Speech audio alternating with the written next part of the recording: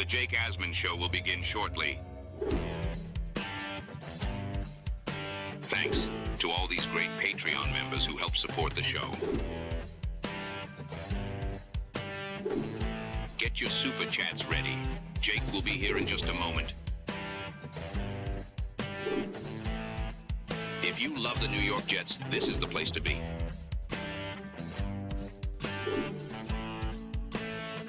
And now, the Jake Asman Show.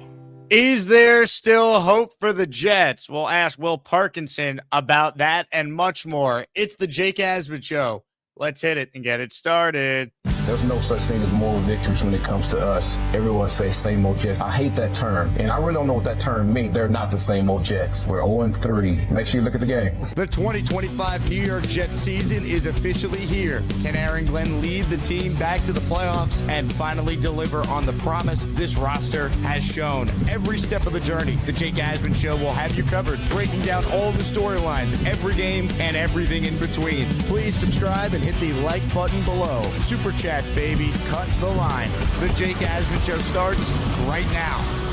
Here we go. Here on a Wednesday, show number 2 on the day. Reminder, if you want bonus shows, your name added to the intro, which we update at the start of every month, you want access to exclusive events, 20% off every item in my merch store year-round, and most importantly, access to our private Discord. Make sure you join my Patreon by going to patreon.com/Jake Asman Show. Plus, you help support the show, and you allow us to do it all year round. Spencer Green, J-Bad, Brian, Gary K., thank you for being our most recent Patreon subscribers. With that said, let's say hello to a man who attended our big-time meetup at the Tampa Jets Fan Club bar Saturday night. Ladies and gentlemen, the host of the Turn on the Jets podcast, Will Parkinson, joins us now. Will, thanks for coming out Saturday, and I told you that night, let's make sure we enjoy it, because once the game starts tomorrow, the pain continues, and that is exactly, unfortunately, what happened. Yeah, it was pretty much to a T. It was awesome to meet a lot of folks, and everyone was super nice and super appreciative, and so yeah, everyone that was there, obviously, thanks for obviously supporting Jake and supporting me. A lot of kind words. So outside of someone thinking I was Connor Hughes, and then someone also saying I called him a dick last week. In the comment section, although that was my funniest conversation of the night. He's like, I believe that was Rick Kent, and he was. And he was like, you didn't call me a dick, but you said I was being a dick. He's like, which I was, but I just wanted to say I wanted to confront you about it. And I was like, appreciate it. It was a lot of fun, and ended up being a crazy game. But yeah, man, you got to win football games at the end of the day, right? Like the moral victory thing and good positive signs. At the end of the day, like, got to win, and they're 0-3. That's just the reality of it.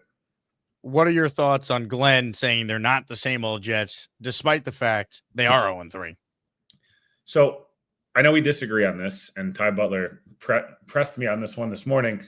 I did not hate the celebration, and I didn't hate the clapping with context. Excuse me one second before I choke. All right, so didn't hate the celebration. Thought it was a natural, like, it didn't feel forced. I actually felt like Solid was like a lot of forced celebrations, Jake. I felt like his reactions sometimes were like very, I don't know. I just had like bad taste in my mouth from the Hard Knocks speech, which was no one was listening to. And he was like clearly cursing for like dramatic effect. Felt like a natural Glenn thing. Like that was a celebration 30 years ago. It was an awesome play. And I think all of us were doing the same thing. And honestly, I kind of appreciate the naturalness of it. I didn't hate the clapping because watching the full clip back, he was clapping at McDonald, who almost blocked that one too. And I think Will was super dejected that they ended up losing after he made that play. And I think it was just like, dude, like don't fall into the trap that like this is always going to be the same thing. Like I got you. So I didn't have any problem with that. I just almost someone, I don't know who said it. I think Don LaGreca said it on Don Hahn and Rosenberg on Monday. And I actually really like what he said. He was like, when you're not the same old Jets, we'll all know. And unfortunately, while I don't think they're the same old Jets and everything, they've lost 2 games with a minute to go this year, right? Like, so at the end of the day, I know what Glenn's trying to do. It's a message to the locker room, like, don't fall into that trap. But as a fan base, it's hard to hear that when you're 0-3 and you're like, dude, like the evidence that, For him, it's been 3 games. They're not the same old Jets, but for everybody else, it's been 15 straight years of the same old Jets. That's to me is the big thing. I loved him celebrating the McDonald play. The clapping thing I thought was weird, but at the end of the day, you got to win games. I hated him saying we're not the same old Jets because through 3 games, Will, I don't think this is a very well coached team. Like I would say to Aaron Glenn, like how exactly are you not the same old Jets when you continue to miss tackles, miss 19 of them on Sunday? They've been undisciplined this year. They've committed some terrible turnovers. They failed to force any of their own defensively. You already brought it up. They find ways to lose instead of finding ways to win. Defensively, they've been a disaster. Their defensive EPA is 29th in scoring and 27th in yards. I just think they are the same old Jets until they win. And we as fans are the ones who determine when you're not. Like that really is the big thing. So I wish he had said, we are the same old Jets, but here's what we're going to do. We're going to turn it around quick. And you have my word that narrative, that's going to die because we're going to turn things around. Like, I think if he angled it like that way, it'd be a lot better. It was more just funny because Glenn does this, and he doesn't care as much about the media, obviously, is solid and stuff like that did. But he's like, we're not the same old Jets. I don't even really know what that means. And I'm like, AG, come on. Like, you do know what that means, and that's why you're saying it. And I appreciate you wanting to break the stigma and, like, all that stuff. Like, it's cool. It's like when Rodgers used to be like, oh, I didn't ever heard that before. It's like, dude, yes, you did. You just used a reference from it. So I don't mind that he wants to address it. I just think that was one of those, like, I don't know if that was the time to say it. I think maybe even like the midweek presser that'll be tomorrow, he could have been like, hey, I know it feels like we're the same old Jets, but like I truly feel like I feel like there's a belief there and we're going to get it turned around and like stick with us and et cetera. Like I almost feel like that was a better midweek quote than it was post game when everyone's emotions are extremely heightened. And it's like, yeah, in some ways, again, like Jake, like, is he right? Yeah, the same old Jets last year, the Jets lose that game by 35 points. So like, sure, in one way he's right? They're not the same old Jets. They came back, they fought, they showed some heart and guts, and like this team didn't quit. So yes, technically he's kind of right. The problem is no one gives a bleep because they lost. So like it's just a little bit of doing a bit better job of I don't know if you've noticed this, and I'm sure obviously your listeners have too. Like most of Glenn's quotes, I think you didn't play one about Clemens was dumb, but like generally speaking, I don't think he's really said anything wrong. It's just sometimes the timing of when it's said versus when it's not. You're like, save this for the midweek presser, then flip flop. Like this should have gone post game. You know what I mean? Like if you noticed last week, he was like, on Monday morning, he was started off by he's like, I'm not going to do something a little different. Like we sucked in these areas, and it was like, oh, okay, that was interesting. I don't know. I know it's a long-winded answer, but to me, it's like just read the situation a little bit better of when those quotes get thrown in, the instant coffee stuff. Like he's not wrong, but it's just like maybe save it for a better time. Well, he also said though, we're going to win now and going forward. So then you can't give us the instant coffee line and the Legos and the turning ships around all that. It's also like, dude, my biggest thing is like, and I think you feel the same way. I think a lot of people expected a rebuild. And then at the same time, they didn't fully rebuild. They retooled. And it was kind of like a competitive rebuild where like, hey, we don't have playoff expectations. Glenn didn't say that. But like, right, they took Rodgers' money and spread it out over two rather than just taking it all in one. And then they were going to not spend in free agency. And then like they didn't spend a lot, but they didn't have a lot of cap space, but like they still spent money. So it was just this kind of confusing, like half in, half out, which is fine. I don't know. To me, it's like, listen, if I told you they were 0-3 to start the year, but they lost at Tampa and against Pittsburgh by combined 4 points and lost to Buffalo, you'd be like, okay. Like you wouldn't, it's frustrating having the real context of like, they really should be 1-2. I think everyone, even the pessimistic Jets fan would agree. They should have won one of the Tampa or Pittsburgh games. Like asking them to win both. We'll see the schedule is much lighter now, Jake, than in the preseason. No Burrow. Dallas looks terrible. Denver looks really bad. Although, I mean, they're not a great matchup. But like Carolina doesn't look great. Cleveland looks very beatable. So it's like the schedule does look lighter. This Miami game looks less challenging. Although me and you both were pretty out on Miami to start the year. But yeah, man, it's like now is kind of go time, right? Like, hey, it's unfortunate the schedule broke the way it did, but like, now you got to win the games that are like the spread's less than 3 points. Like those are the games you got to steal. I'm sorry, you got to win some division games, and it starts on Monday night. Will Parkinson is with us. Hit the like button and make sure if you're a Jet fan, you subscribe to the channel right over there. Hit that subscribe button if you haven't done so already. We got an awesome giveaway on the show today. This guy made his Jet debut once upon a time on Monday Night Football against the Miami Dolphins. Braylon Edwards' signed ball is up for grabs during today's show. Gift channel memberships or send in $10 super chats or higher to qualify, and you could win a signed ball by one of my favorite Jet wide receivers of all time. If you don't win, well, you're still automatically entered in our weekly raffle every Tuesday to win a signed Sack Exchange jersey, a signed Bart Scott Can't Wait inscription jersey, and a signed jersey by C.J. Mosley. Will Parkinson now a proud owner of a C.J. Mosley signed jersey, so you can be as well. Get the membership for your chance to enter for the Edwards Ball and those weekly prizes. I'd be remiss if I didn't shout out Bo C for dropping a 5 spot for the people. He is the first to enter the raffle. Bo, thank you as always. And ladies and gentlemen, Bo knows. Bo knows football. Bo knows baseball. Bo knows tennis. Bo knows basketball, too. Bo knows channel memberships. Damn right he does. Craig says 0-3 with the depleted roster. What happens when we get some depth? Well, I mean, part of the reasons they don't have depth, though, is on the front office neglecting key areas. Wide receiver 2, defensive edge. I think Muji and Glenn have done a bad job in a lot of areas. They've also made some good moves. We'll get to the trade they made yesterday. Well, I want your thoughts.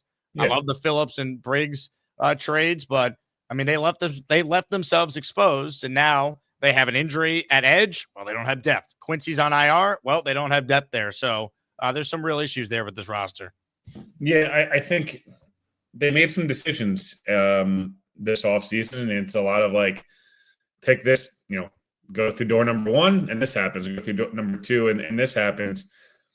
I think if they don't sign Sherwood and Stevens, they probably have they have another receiver, and maybe they have a different linebacker, or they sign another edge, or they invest in X, Y, and Z. The way the route they took was re-signing Jamie and Sherwood, which I think at the time we were all happy to see, bringing back the team MVPs in his mid-20s, made a ton of sense. Sherwood was better last week, especially against the run. He's been mostly pretty bad through 3 games. It's 3 games. You expect, that'll correct itself. And then Brandon Stevens obviously has been an unmitigated disaster through 3 weeks. So, yeah, man, like the roster is not perfect in the draft and free agency this year. Like it's going to be safety and receiver and probably edge potentially and linebacker. But yeah, they're just one of those spots where, like, I think we all said this, like if they had a good bill of health and they could pull out some good games, like there is talent there for sure. It's just a matter of like, can you get it consistently week in, week out? And right now they've gotten 6 quarters of good offense. They've gotten like first and second down on most every drive through 3 weeks. And then they've gotten horrible offensive play through the Buffalo game and the middle part of Tampa. And they got horrible defense on any time there's a 3rd or 4th down. So, and then special teams has been decently good, but the first week they had the biggest mistake. So end of the day, Jake, like for me, this is a roster that has talent, but is definitely, as you mentioned, like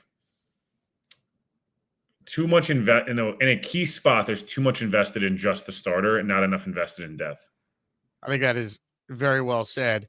Comments, questions, super chats, they will cut the line. I want to give people some optimism, so we'll get to that in a moment. But first, shout out to Mike D's Nuts, who just gifted the channel 5 memberships. D's Nuts. And ladies and gentlemen, Mike undergoing back surgery earlier this week, and he told me he's doing much better. So everyone, send your well wishes to Mike. Spencer Green impersonating Beast. He says, I like Will, but I got gas right now. Ow. Now, Will, this is for you. I got gas right now. Oh. There you go. Spencer, thank you. You're in the raffle for 2. Spencer won a signed Ken O'Brien jersey on my first show this morning. Dan the Jet fan says, glad the Jets can't ruin our Sunday this week. Amen. Love when the Jets don't play on Sunday, Will, because that means we get to enjoy the games without the Jets ruining our love of football. So I am very pumped about that. Yeah, I think Ty Butler said it before. He's like, of course the Jets will win this week on prime time when it's a doubleheader and no one will care about the Jets game. It'll be interesting to have like a free Sunday and in terms of, from a Jets stress perspective. I also love that it's a 7:15 start. Nice. As opposed to 8:30. Listen, I don't sleep very much, but even for me, it's like, these Monday night games finishing up at midnight and then waking up at 4:45 is horrible. So, it'll be nice. There's a decent slate of games. Eagles Bucks is one I know the Bucks are really banged up, but I'm really interested to see. I think there's a chance that's your NFC title game. That or Eagles Rams. Like that's what it feels like right now. So back-to-back weeks, the Eagles probably should have lost last week. There's a chance they lose this week, and yeah, it's a big test. There's a ton of college games. Ryder Cup will be finishing up on Sunday, which I'm pumped about. So yeah, it's an awesome sports weekend. No doubt. All right, Will. For the Jet fan out there that still wants to believe, give us some reasons for optimism with this team. Well, the dead clock's right twice a day, right? So, no, I guess I look at it this way. They, again, should probably be 1-2. Like, we can all say it should be 2-1. Trust me, I think we all would love that to be the case. Let's go with 1-2. I think they deservedly would have won one of these three. The Bucks probably almost look better than even I think any of us thought, right? Like they're undefeated. I think we all thought the Bucks were a good team. I don't think, the Bills look like the best team in the NFL through 3 weeks. And the Steelers, as much as we don't think they're very good, they're 2-1, and they probably feel hard done not to be 3-0. A lot of the games on their schedule the next 5 to 6 weeks specifically look a lot easier than they did in the preseason. I think a lot of people thought Miami wouldn't be great. I don't think people thought Miami would be the worst team in the league. Dallas looks horrendous, and CeeDee Lamb's not playing that game. The Broncos, people picked them to win the AFC West. They look very bad. Bo Nix looks awful. The Jets played them really well last year with like a gimped up Rodgers in the rain. So, hey, it's London. Who knows? Carolina looks very bad again. I know they've, whatever, there's some moments, but like it is what it is. Cleveland, I know they won the other day on a kind of a fluky, like similar to the Jets, the block kicked at the end, the whole thing. But like they're not going in that game and at home, you're feeling like, hey, if it's Flacco, Shador, Kenny Pickett, or Dylan Gabriel, whatever. And then Cincinnati, Jake, like I know the Jets defense isn't very good. The Bengals defense is horrendous as well. Joe Burrow's not playing. They just lost to Carson Wentz by 150,000 points. So the point being, all those teams are looking at the Jets as get-right games, right? Let's be honest. Everyone is. But there is a world in which if the Jets play anything like the Steelers game and the fourth quarter of the Bucs game, hey, like, could we be looking at 3-5? Could we look at 4-4? Whatever it is. I don't know if they're going to go 5-1 in next six, Jake, and go into the bye 5-4. But point being, like, there is an avenue here for them to figure it out and be at least a team where it's like, hey, they're 3-5, and like they're probably not going to be a playoff team, but could they be on the in the hunt graphic? Like there is that world that it could happen. Do I think that's the most realistic case at the moment? No, but I also don't think we're going to sit here and say, like, if they win on Monday, all of us are going to pick the Jets to beat Dallas next week at home. And there'll be some, like, fun buzz in the building of, like, hey, it's still the Cowboys, and it's still, like, Aaron Glenn could, against his former team as well. And, like, there's just – wouldn't you love a win to just be able to be, like, ease some of the heat on everybody and, like, just, I don't know, come back to a win. Like, I want to see how a Glenn team responds off a win, right? We've seen, Jake, this is a big test for me this week, not just because it's a division rival, prime time, the whole thing. We've seen Jets coaches really struggle with prime time, really struggle with close losses where there's some momentum. They never come out playing well. We saw it 2 weeks ago. Can they correct? See, remember Jake, I know this is touching on 800 topics here, but the second week I came on after Buffalo and we were like, what the hell was that? The whole thing. And I was like, you get a mulligan, right? Of like, hey, you had a bad performance early in the season. It would be really cool to see, hey, bad performance. We almost eked it out. We got a lot of momentum. We're feeling a little bit better than we would have been if we lost 23-6. Can they carry that momentum into a game and actually start fast and go into a division rival? They played Miami horrible. Like them beating Miami last year, and it was week 18, it was like just felt weird for them to beat the Dolphins. For some reason, they don't beat the Dolphins. So this is a big kind of show me, put it down, throw it down on the table a little bit, and show it off for the people, because it would be nice to see them get a win and just ease a lot of tension in the fan base. Jake, there hasn't been this much tension since Zach, and what you should do with Zach, or draft Zach and trade Sam, it feels like. Well, here's the reality, right? Yeah. If you want to be optimistic, you could say they narrowly lost 2 of their 3 games on last-second kicks. You could say the combined record of the Jets' first 3 opponents is 8-1. Now you're playing a team that is 0-3. They're in your weight class. They are seemingly dealing with a lot of locker room issues internally. There's questions about whether or not their head coach is going to survive the year. This could be his last game coaching the Dolphins if the Jets are able to win. If you're the Jets and your head coach comes out and says, we are not the same old Jets because we've shown quote unquote fight, that means nothing if you don't now against a team that's in your weight class win. And the Jets, according to FanDuel, they are right now, Will, a 2.5-point underdog in this game. So you get 3 points for being at home. It's essentially a pick 'em. It's essentially these teams are even. So win the game, right? We could talk about the fight. We could talk about, Aaron Glenn's going to change things. His message is not getting across to the team if they go out there and they continue to lose. So you have to win games if you want to change the culture. There's no other way to do it. Yeah, it's the end of the day, they need first of all, the second and third quarter, I think, again, I'm looking, this whole year, Jake, has been an eye test thing. I think we've all talked about it. I know you've talked about it. Joe and Connor have talked about it.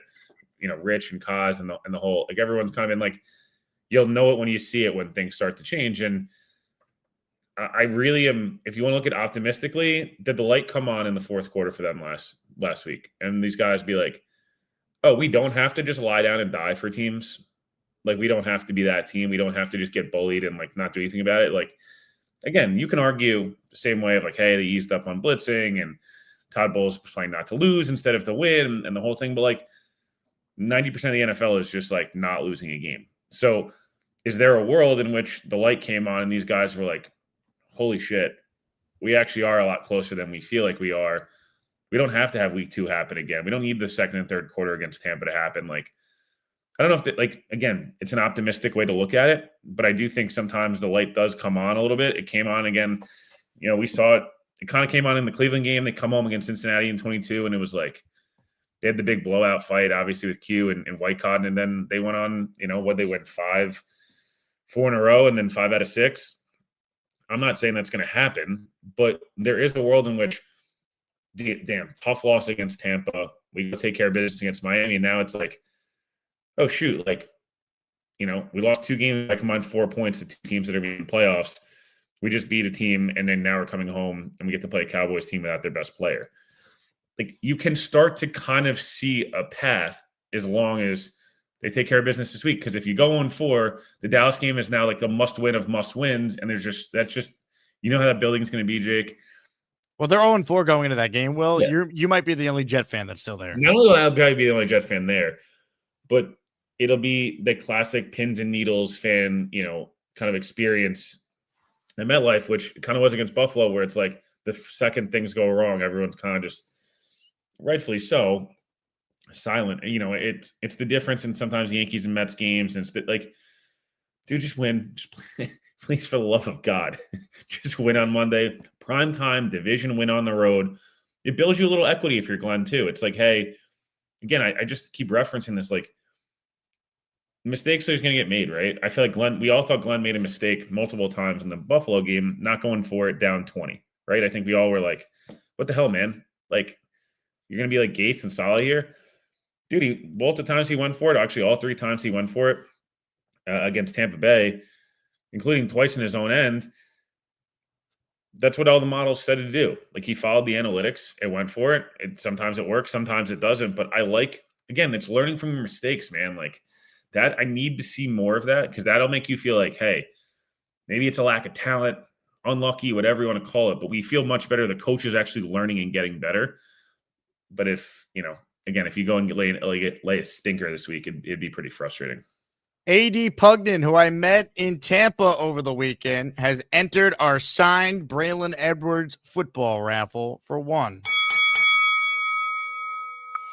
A.D., thank you for your support. Phantom Green and White says, Will says 5-4. Someone tell Tanky B the tank is off. Will, 5-4 New York Jets. Can they do it? I didn't even realize I said 5-4. This would be the most Jets thing to happen. We'll go with this. Let's say they win. They'll win Miami and Dallas. They beat Denver. They get back to 3-3. We're all freaking the F out. Lose to Carolina? They lose to Carolina in heartbreaking fashion against a terrible Panthers team. They're 3-4. We're all picking them to lose against the Bengals. They beat the Bengals. They come home and beat the Browns, and they're 5-4 going into the bye.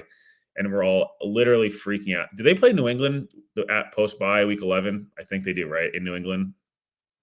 Let me check that for you because I think it's in New England and then home Baltimore, if I'm not mistaken. I know at Baltimore, I apologize, right? Where's my schedule? I have a schedule graphic somewhere. Where is it? It's Browns by Thursday night and then at Baltimore, if I'm pretty positive. Schedule graphic. Here it is. It's let's see. At Cincy, bye week, home Cleveland, at New England, at Baltimore. All right, so then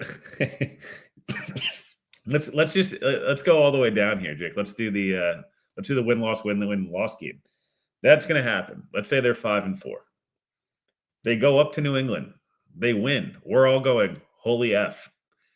They go to Baltimore the next week and lose by 175,000 points. And everyone is back to being pissed off. My point being, there isn't, again, I'm not saying the Jets are going to do all these things. They could very easily go get stomped on Monday, Jake. Like that is a possibility. Let's not pretend like it's not.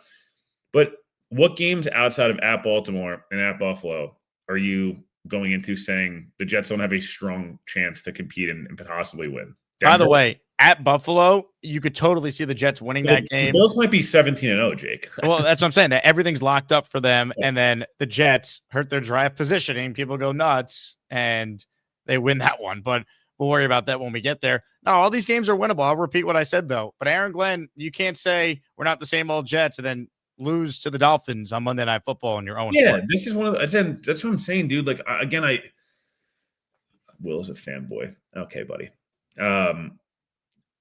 My point being, like, they've done this too many times, right, Jake? Where like we look at it and we're sitting there going, "Oh, hey man, like they could win this game and they can win this game."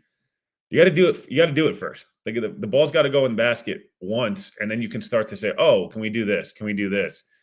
If you don't win on Monday, you just have put yourself in such a corner. And again, I'm not saying this was a playoff mandate, but to me, like, it was to be a competitive mandate. And unless you're going to go say you get walked off by Miami again, but then you're sitting there going, damn, we've won 3 games with our defense and like on the field at the end of the game. Like, just go win. Wouldn't it be nice, Jake, to be like, we're up 14-3 in the third quarter because we're playing really well. Like, what about a nice, like, get out in front and just play well, as opposed to like this roller coaster? Wouldn't it just be nice to be like not a stress-free, you're going to be stressed until the clock's hit 00, but dude, Miami did the thing where the players only meeting, things are going terrible, and it's like, let's give ourselves one last hurrah to try to like go for it. And they played really well against Buffalo. They did.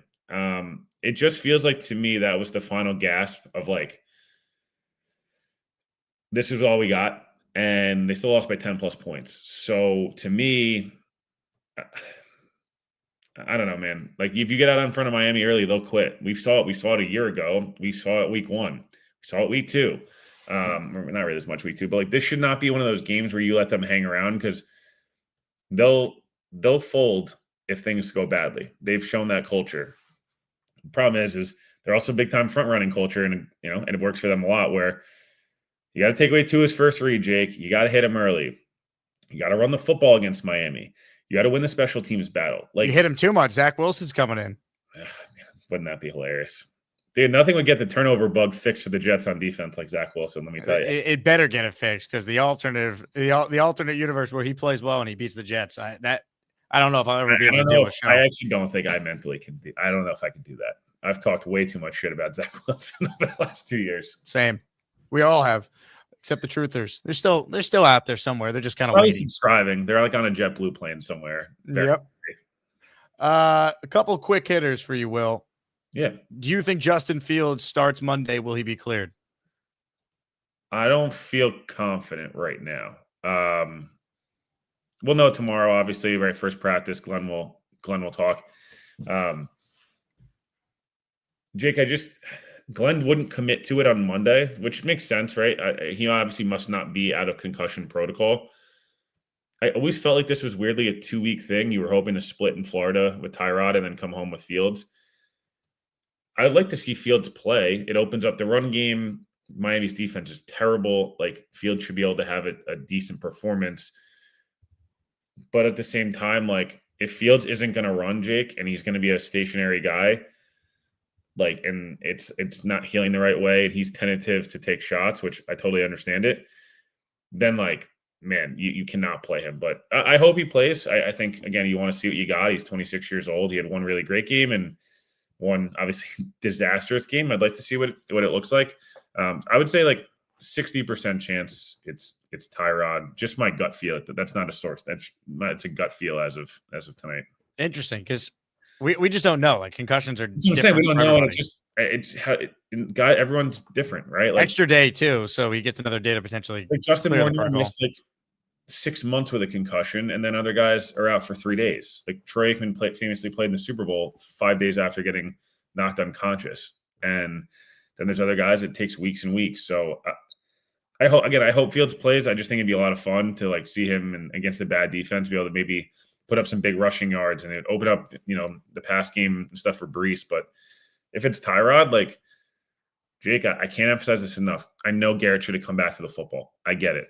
I know Brees missed his assignment in pass pro. Fumbling inside your own 25-yard line because you hold the ball for over 4 seconds and then throwing an eephus pitch across body across the field off your back foot, that can't happen in year 15, year 16. Did a lot of really nice things in the fourth quarter. Tyrod's an awesome dude. He does run the offense efficiently. But, like, man, wouldn't you love to have those 3 points back on that fumble? Wouldn't you love to have that 7 points back? So, yeah, man, I don't know. I don't know if you feel like there's a difference. I think both guys are capable of winning in Miami. But again, I think just the excitement factor with Fields is obviously much better. 100%, especially because Miami's given up 145 yards per game on the ground. So I want Fields. The running game's just not the same with Tyrod. He's more of like he won't get sacked as easily, and he can kind of be an efficient runner, but there's no read option. Like, especially short yardage, dude. Like, that was one of those plays, like, again, love the decision to go for it. Hate the play call. Braylon Allen, like, off tackle from 8 yards back in the backfield against Vita Vea is just a terrible decision. Ladies and gentlemen, hit the like button, comments, questions, super chats, cut the line. I want to get Will's thoughts on the moves the Jets made yesterday, including the trade. The super chat's from Dan, who says, haven't won in Miami since Rex's final games. That's such a disgusting stat. Yeah, they beat them in London in 2015. And the Jets were the road team in that one. So they have not won in Miami since Rex's last game as the head coach. Yeah, I always think back to the Eric Decker, Geno perfect pass against Tannehill for them to make the playoffs. The Dolphins, they I guess the Jets got them back for 2008, but man, I don't know about you, like the rivalries. I think every fan's different. A lot of people that are a little bit older than us hate the Dolphins the most. I think people our age generally are anti-Patriots the most because of Brady. I'm probably the lone, like, the Bills fans and me, I guess, just do not see eye to eye.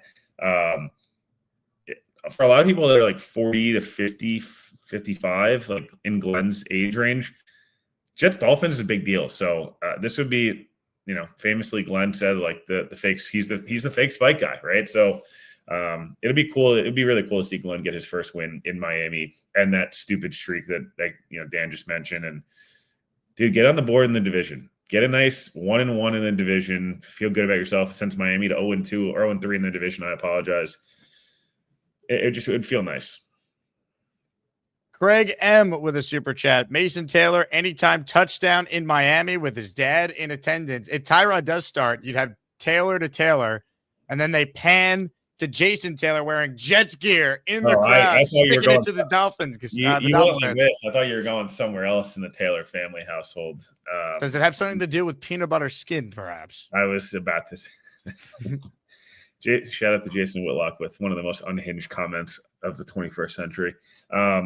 Also, his uncle Zach Thomas. A lot of Dolphins Jets ties with the Mason Taylor situation. So I thought Mason got involved a little bit in the passing game. Again, nothing like eye popping, but it was nice to see him grab 4 catches. Would love to get him another 4 or 5 this week and slowly, start to bring him along. And if he can start to be 4 to 5 quality receptions, maybe pick up a few first downs, it would be nice to see.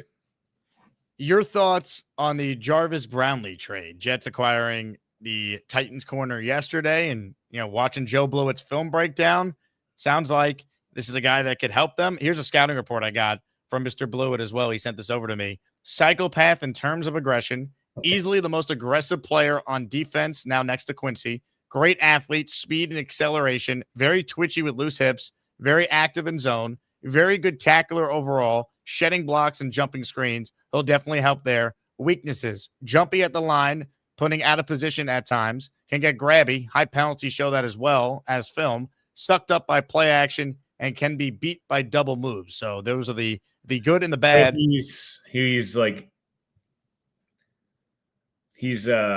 Celsius's version of Brandon Stevens. Is what you're telling me. Gets grabby, in position, very competitive, good tackler. No, Brownlee was awesome at the Senior Bowl 2 years ago. Very, very competitive, very intense. There's things to like there. Titans fans are like crashing out about it. There's a good value trade again. If he's a guy who can contribute, you basically flip the 6th for a 7th. I'm a little worried that like people's expectation is he's going to be like amazing, and I would just think he has potential to be a starter in the NFL on a good team. I think there's an avenue in which that could happen, which would be a really shrewd move, similar to Juwan Briggs, similar to Harrison Phillips. I will tell you, he's not lying. He is extremely grabby. But I asked a bunch of coaches around the league, and everyone's like, "You'll love him. He grabs a lot." We'll see. I don't know if he's going to play this week. He was in a boot last week, but it sounds like there was a lot going on there. If you kind of read some of the tea leaves there, so the Jets need to tackle better. And do they go in a nickel situation where Brownlee's able to play some quasi linebacker? I don't know what they're going to do with him, how they'll deploy him. I think they needed depth behind Michael Carter. Malachi Moore was obviously a backup nickel. He is now their starting safety. So you kind of need depth there. You need depth at outside corner. They've had Stevens look like crap. Cisco's been I'm very confused, Jake. I will tell you, Cisco has gotten kind of a free pass here, and everyone's beating up on Sauce and Michael Carter a lot. Man, I don't know if people watched Andre Cisco, because I'm he leads the team in missed tackles, and he was horrible on that last drive. Both missed tackle on Baker badly, and then got cooked for a 30-yarder to start that drive. So he needs to play better. If he's going to be a guy that's boom or bust, kind of need the turnovers. You can't just be a guy giving up big plays. So they need to. That secondary needs to have a real look in the mirror this week. This is a huge week. You got to get hands on guys early, reroute them, and make sure Tua is not able to get to his first read right away. What's the plan at linebacker without Quincy and Marcelino McCrary Ball both going on IR? King Lowski at will, and then we'll put Gator at middle linebacker and see what happens. No, I think they'll play some of the young guys. Cam Jones is one I'm interested to see. He had a really good run defense grade and had some nice plays in the preseason. I wonder if he gets a shot and try to just impact the run game there. So, Miami plays really light and small. So this actually is not the worst case scenario, but not having Quincy sucks, man. I never say you want to lose the other person, but it would have been having that no Sherwood for a month versus no Quincy for a month it feels very different. I would just say that. We'll get you out of here with this. Do the New York Jets win a damn football game on Monday night? Oh man. Just kind of trying to envision it right now. I'll say they win. They win 29-24. And we all are freaking out and be like, dude, is this where the run starts? The Jets have the same record as the Chiefs. Like, the AFC stinks. I don't even feel great about saying that. I think 29-24 is where I'm going to settle for a score. I'd say the Jets, as of today, win, but if something changes with injuries, like Jermaine playing makes me feel like if he plays, would make me feel better. If Jermaine's out and Fields is out, maybe you feel a little bit worse. So I'll say they end up winning.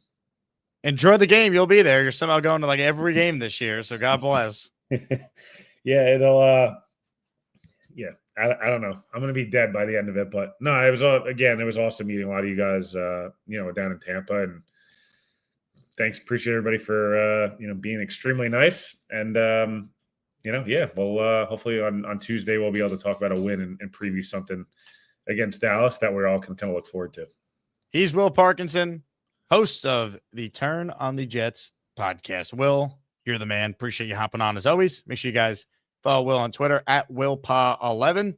Good stuff from Will there in his weekly spot, which we moved to Wednesday this week because of the fact him and I were traveling back from Tampa. Jeff Parles, he was unavailable to come on today, so we're working on getting Jeff on Monday for a little game preview before Monday Night Football. So we're moving some things around to adjust for the schedule with the Jets and the fact that we're flying back from Tampa Monday morning. Bo C checking in with a super chat here. He joins our Braylon Edwards signed football raffle for 2. Not a lot of entries right now, so if you want a chance to win an Asmaniac raffle, this is the time to do it. My God, only 11 channel members, only a couple super chat entries here. Go fast, baby. One of the greatest Jets of the 21st century, Braylon Edwards. Everyone on our roster should have to eat fried fish the night before the game. This way, they all know exactly what cooked fish tastes like before kickoff. Not sushi, not braised, cooked. F Miami. Hell yeah. I like it. Let's do it.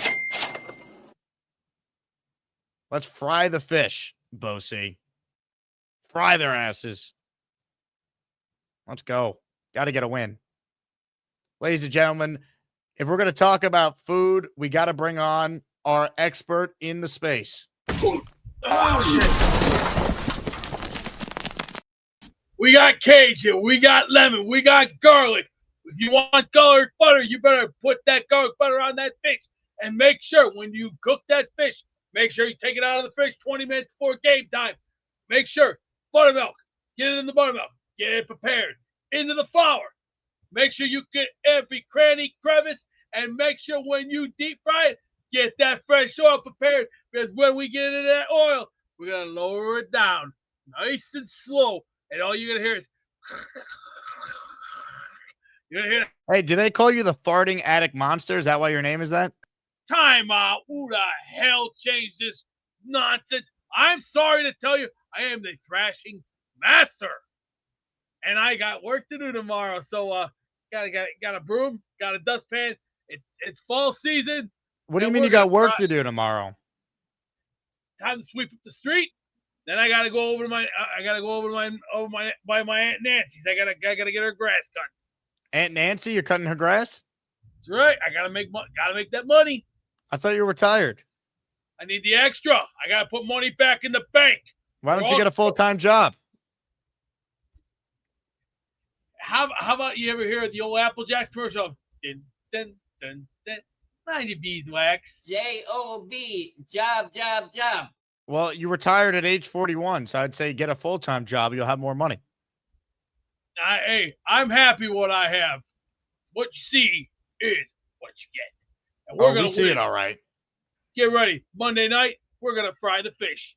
And get your potatoes ready, too, because we're going to put some fries on the side. And we're also going to have a nice, fresh chocolate mousse pie, baby. Ow! Ow, ow, ow, ow, ow! Ow!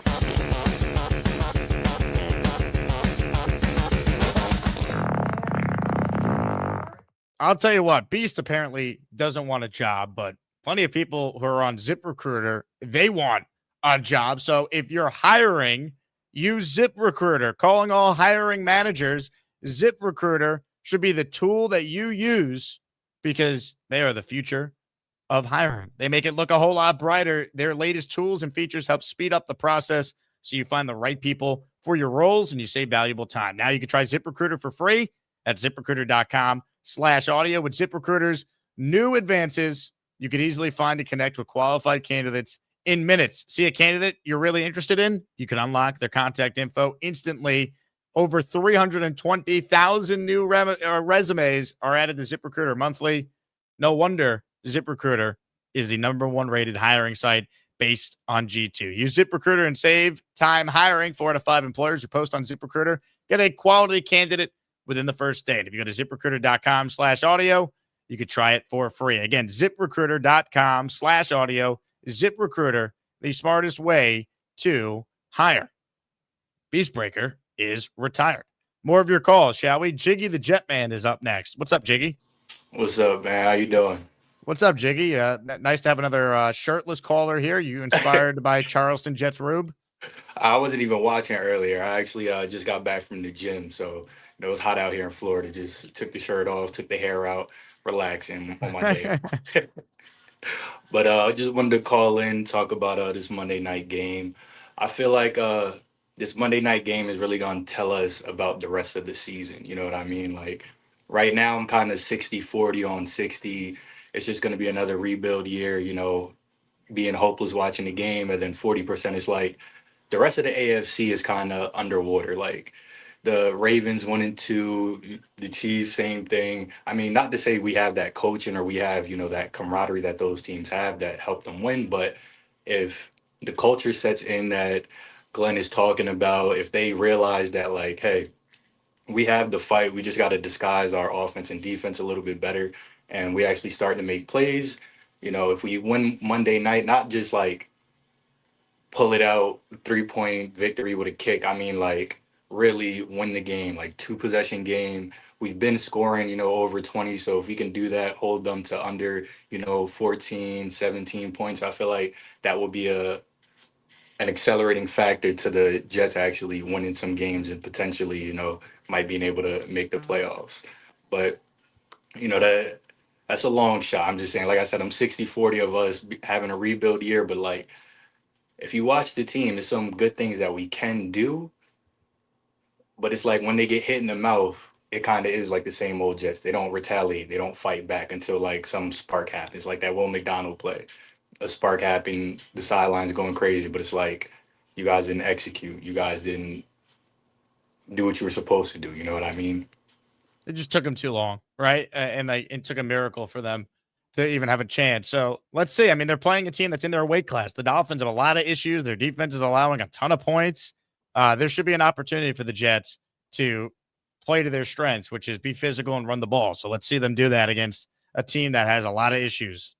That's the thing, though. We're not seeing a lot of Braylon. Because, like, before the season started, I know I hopped on here, was like, I think we're going to see a lot more Braylon.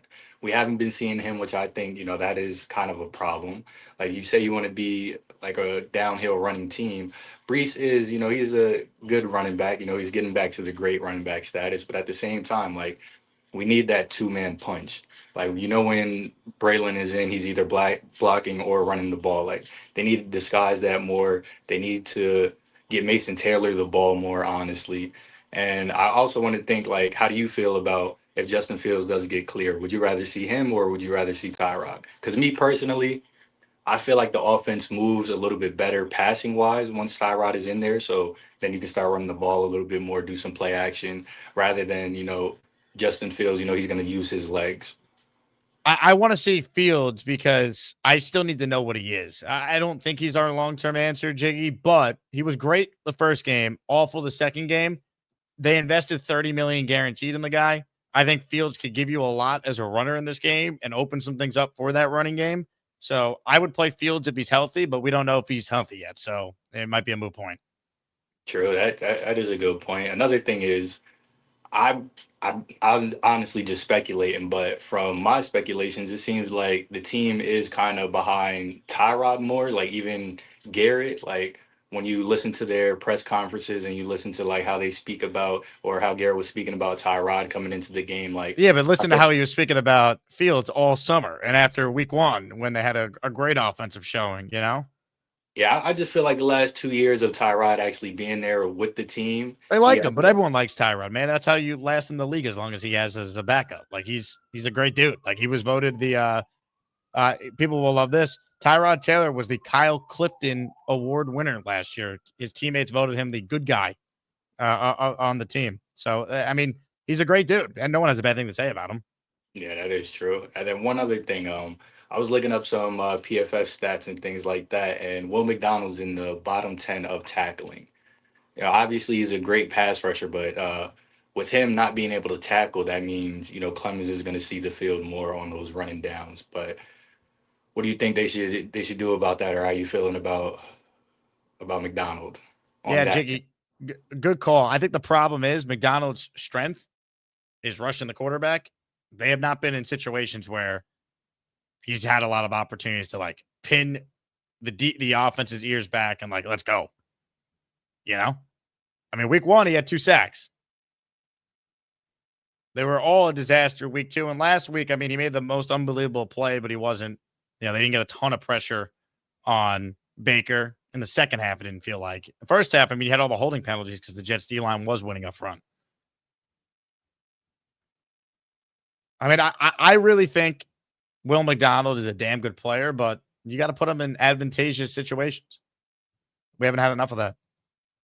And yes, there really is a Kyle Clifton Good Guy award that the Jets vote on every year. And starting now, we will have a Kyle Clifton Good Guy award on the Jake Asman Show.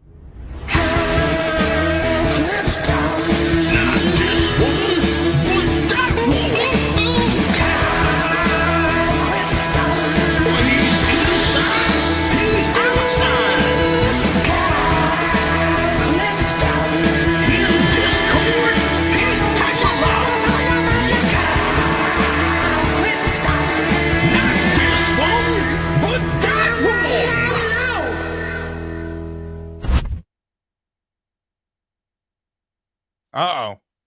Hard to be a good guy if we can't hear you. We can't hear you, Kyle. What is happening here?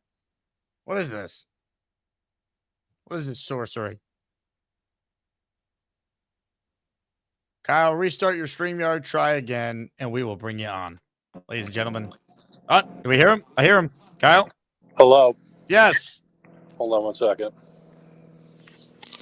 How's that? Fantastic. So, yeah, I mean, I'm glad to have my own intro back. I felt less than whole there for a couple of days. So, I myself have been named the Tyrod Taylor Good Guy Award winner in my household for the last 2 years. So it's good to see that, the Tyrod's being recognized within his workplace as well. Tremendous. Yep. I'm going to have a tough time making it to Monday night. I've got a full weekend here going down to watch the Rice Navy game. And, I'm pretty good. I'm pretty strict with these schedules. I would love to know. I would love to have a little bit of information about whether we're going to get Fields out there or not. To me, I don't think I kind of feel like we can't win with Tyrod against the Dolphins. And only because it's a road game, and I think that we desperately need to be able to run the ball that urgently against them. They're so bad at defending the run, and I feel like we should be able to push them around on offense. It comes down to being that simple. So I'm really anxious to see whether we can do that on Monday night. That's kind of where I reside with it. Will is a great guest, by the way. He provides pretty good insight, and he's a little thin-skinned with the chat, but I think that once they realize they can get to you, they go right after you. Yep, I always tell them, don't acknowledge the chat because then they'll keep going. Very good. I appreciate your time, Jake. Kyle, excellent call, and I'm glad we figured out his audio. Now, here's a little proof. It's tough to say, but this is on Tyrod Taylor's official bio on his player page. named 2024 Kyle Clifton Good Guy Award winner for the player who most displays exceptional, consistent willingness, cooperation, and professionalism in daily interaction with the various departments in the organization. So there you go. It is a real award. Spencer Green with a super chat. He's in our Braylon Edwards signed football raffle for 2. Beast, be real. Your big ass don't work. Go summon the dragons at Hogwarts. Wow, is Spencer Green finally turning on Beastbreaker? Is it true? This would be stunning.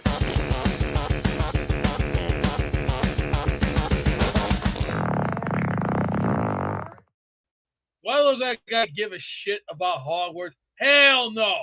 That stuff is rubbish. It's garbage. It's trash. I got better things to do than dick around with monkeys all day. What are you going to do? Just enjoy. Enjoy life. And when I don't like it, tough shit.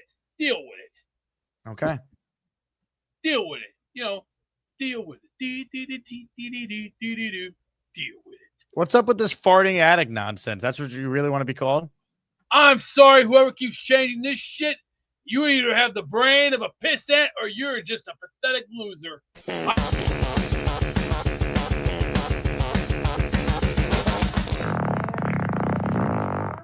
Thank you, Beast. Jets to the Moon has entered our raffle for 1. Thank you. Michael Duramo checking in with a 5 spot of channel memberships. I pledge allegiance to the flag of the United States of America and to the republic for which it stands, one nation, under God, indivisible, with liberty and justice for all. If you got a membership from Michael, make sure you thank him. Spencer Green says, I would never turn on my meatball. Beast is my goat. Beast, Spencer Green says you're his goat. We'll see about that. And he has to earn his spot first. Earn it. How does he earn a spot? Work for it. What does that mean? Work for it. It's like my one guy says, you already know what to do. Nobody gives a shit. Okay, thank you very much, Beast. More of your calls right now. Earlier on the show, Gary called in response to Neil taking a shot at him, essentially saying that Gary doesn't know anything about food. So Gary responded to Neil. Neil messaged me after the show that he was very disturbed by what was coming out of the mouth of Gary. So here to respond is the man himself. Get ready for Neil. He will make 13 points about the New York Jets and maybe hump a Patriots jersey. Get ready for Neil.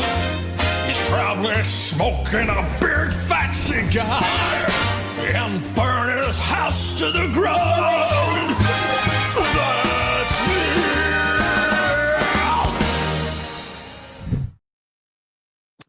Hello, Jake. Is Hello, Gary Neil. in the studio? He's not. I was hoping he'd be on, and I'd put you two on the screen together, but he is not currently on hold. Let me just give you the reasoning behind the fact that I know a little bit. I've experienced more food than Gary and probably 90% of the chat. My mother and father are Sicilian. My mother was a great Sicilian cook. Like Gary's mother, most of my friends came to my house to eat. I was like the house in the neighborhood that everybody came to eat. And I thought my mother was an amazing cook until I met my mother-in-law. My mother-in-law and father-in-law, they grew up in Italy and they came here. So a first-generation Italian that's from Italy is much different than anything that's like second generation and beyond from the United States. Because once you become Americanized, you lose a lot of the traditions from Italy that create the kind of food that is way, way beyond anything that you could eat here. And it comes from, when I say traditions, my father-in-law, they made their own tomato sauce in the basement. They had 3 women stirring like this in a basement. This is a weekend. 16 bushels of tomatoes were sorted out in the garage floor, and women would go like this, and then we would take the pasta sauce, strain it, all the seeds out, and then there would be two guys outside with flames coming out of this like propane tank and big stirrers there. Then they would take cases of mason jars, empty mason jars, and fill them up with sauce, and then put a little bit of a touch of olive oil and a little Bosnagol, like a little bit of a leaf, and they would seal the jars up, and they would put them in boxes of mason jars. Now, we would make that sauce for like 5 families that would last the entire year.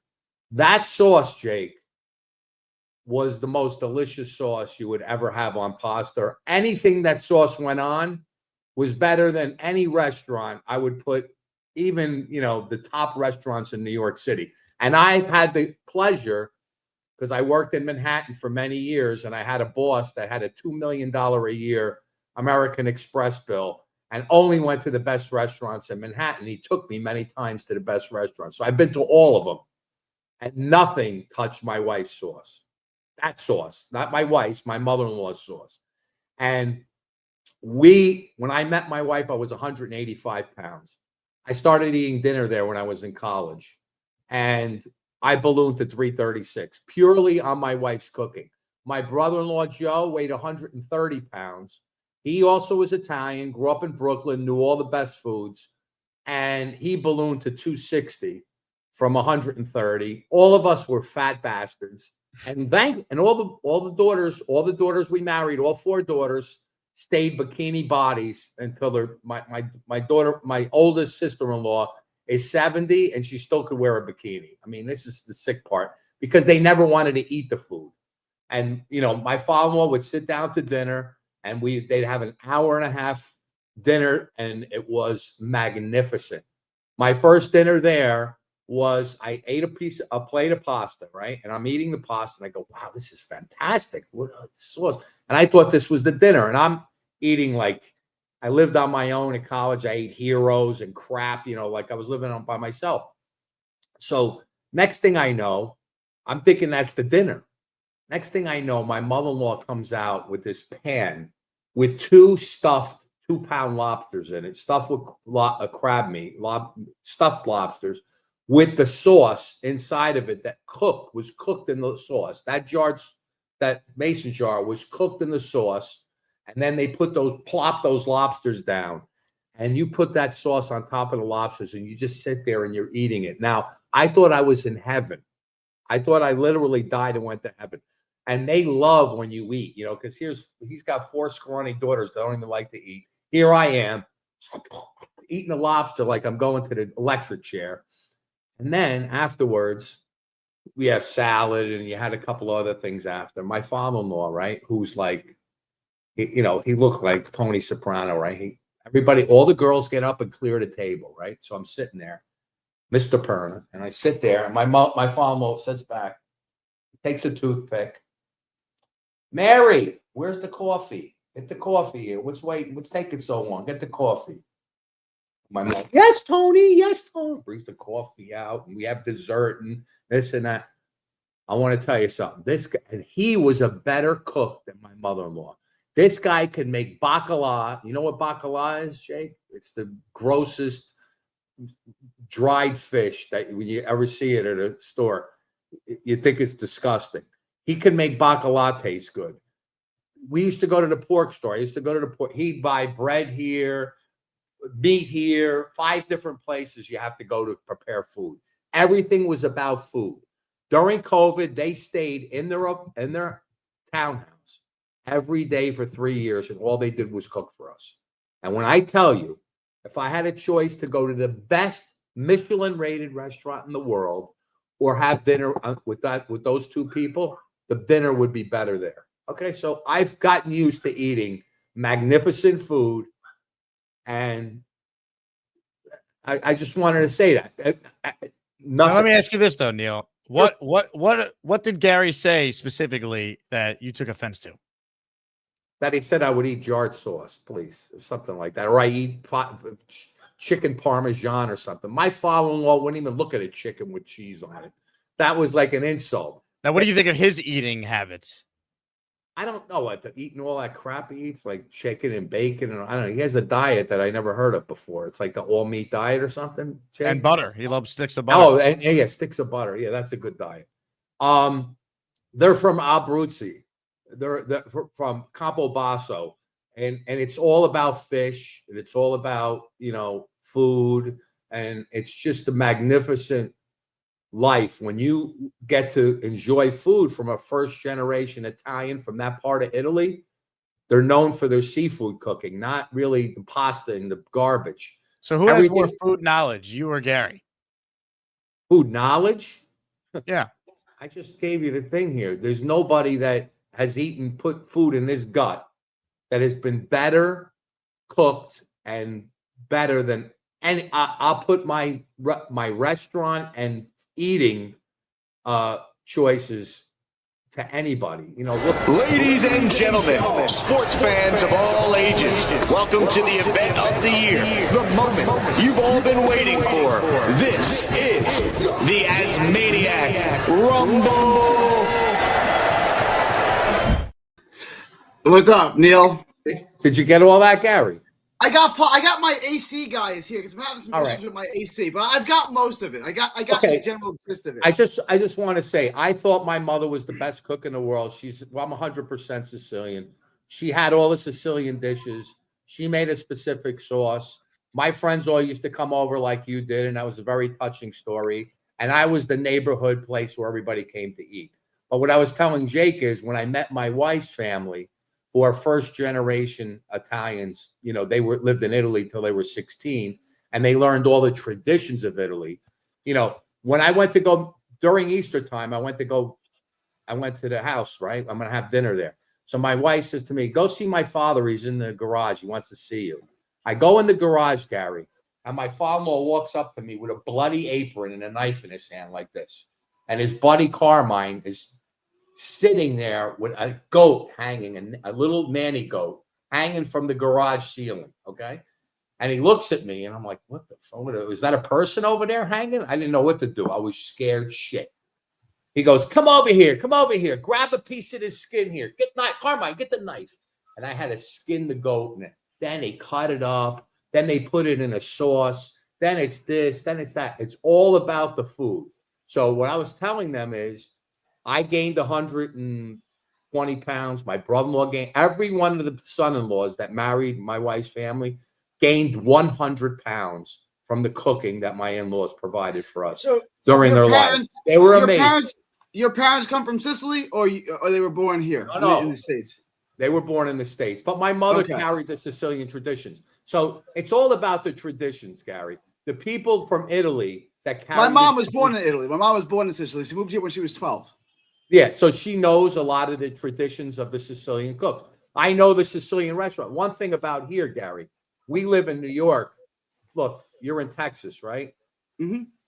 Okay. My mom moved to Howard Beach when she came here. She came there you go. Italy to Howard Beach when she was 12. Yeah. That's where she learned. Look, I know people. When I went to St. John's, okay, my friends were all from Brooklyn, from Howard Beach. We know over here you have the best pork stores. You have the best 100%. You have the best pastries. Everything that's the best is from Brooklyn, Queens. The best foods in the world of anything you're going to eat that are of Italian thing come from those areas.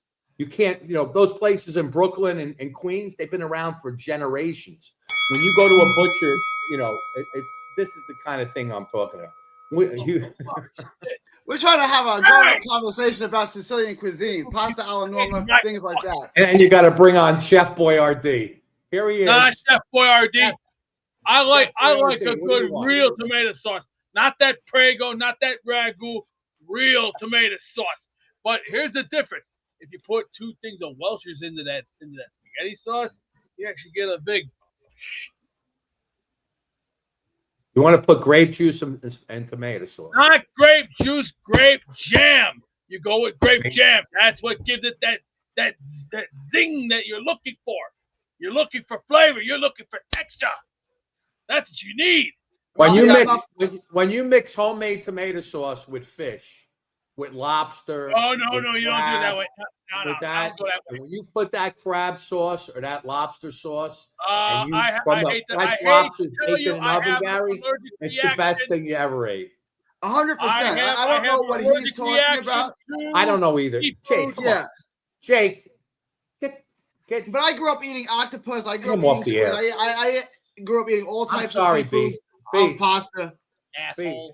I love We you. never, Don't get mad, ever Beast. put Don't get chicken mad. on pasta. Ever.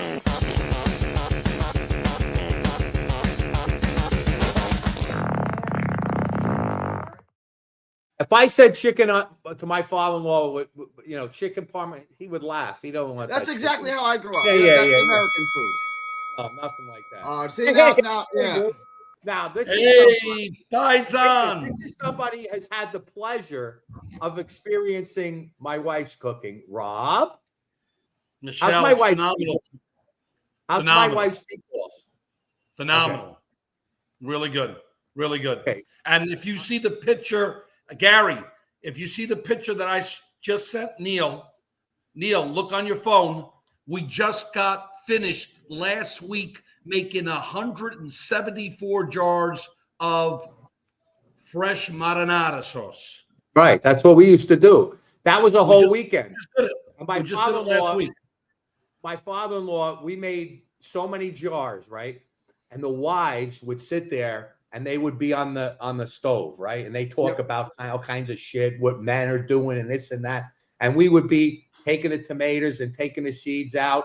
And then my father-in-law got upset because it took us so long to get all those jars made.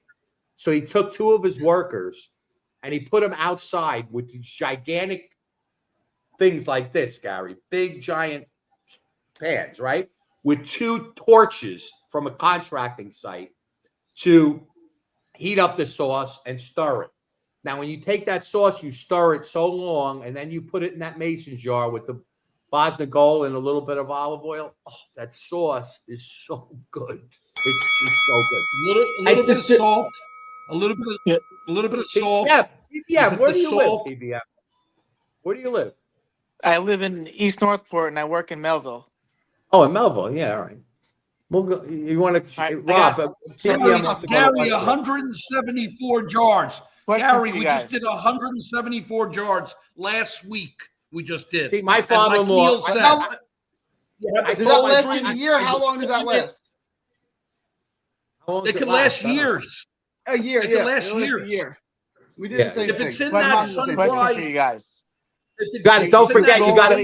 You could all. Rob, you could when all you got relate the to this. mason jar, Gary, if it's in that container and it's airtight, it can last years. Yeah, but not to eat, Rob. When you take the sauce, when you first put the hot sauce in there, you can't close the mason jar all the way. You tighten it up, and then when it cools down, it pops. That's when you know it's sealed, so it stays. But and how about the wine, Rob? Did you ever make the wine, fresh wine, Rob? Did you ever make the wine? Yeah, of course. Of course. I'm sorry, My dad still PBM, makes fresh wine. My dad still makes My parents are first generation. Yeah, that's my right. family is first generation Italian. My dad is Napolitan. My mother's Calabrese. Yeah, my mom's straight from Italy too. My mom moved here when she was 12. Let's put it this way. In my family, we call it gravy. I don't know if that's a New York thing or whatever. New York. But my parents, they're first generation. But funny story about sauces. So this is like back when my wife's not here, so I can say this. When I had my first girlfriend, and I went to have sauce. So obviously, you make your own sauce. It's not sugary. You look like the canned shit that you get. Sicilians like to put sugar in the sauce, right, Gary? They do put a little sugar. It's sweeter. In the I'm not used to sugar. That's not how my parents. That's not how they did it. I get it. But when I went to my girlfriend's house for the first time, the sauce, I felt like I was eating like Jolly Rancher. It was so sugar. I was like, "What the fuck is this?" And I was complaining to my mom. It's like, "Oh no, Michael, you can't have that." So my mom made sauce. She made like 30 jars of sauce, literally the entire day. And then when I got home, she gave it to me. And I brought it to school and I gave it to her. All of it. It was insane. There was this whole thing about the sauce because I couldn't handle how sugary that shit is. And to this day, I don't buy that Prego or whatever the fuck they were saying. No. And then my family, when they make Purple belt. the Purple wine, belt. That's a disgrace. That's a disgrace. That's I know. a disgrace. It's got to be made the right way. It's got to be made the It right has way. to be. We just did it last week. It came out phenomenal. 174 containers we made. Do you guys make your own 174. wine still? That sauce is so What? good, but Do it's you not make your just own about wine? We got the tomatoes in the bushels. We paid $35 a bushel, and then we put like Kumbai here said, we put the basil, and you put a little bit of the salt, a little olive oil, and you put it in those mason jars, and you seal it, and you cook it in the cauldron. Oh, it is fantastic. Yeah, it has to cook for a long time. Do you guys make your own wine at all? We used to make it. What? My father used My to. parents my still do. dad My told dad me still a makes his own story. wine.